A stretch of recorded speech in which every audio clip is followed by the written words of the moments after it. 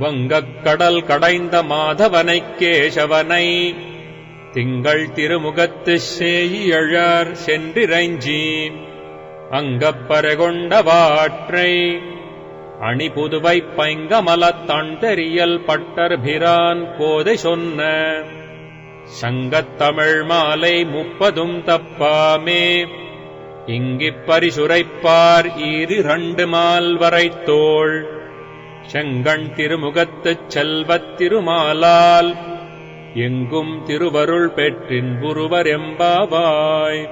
ఈ యూట్యూబ్ ఛానల్ను సబ్స్క్రైబ్ చేయగలరు.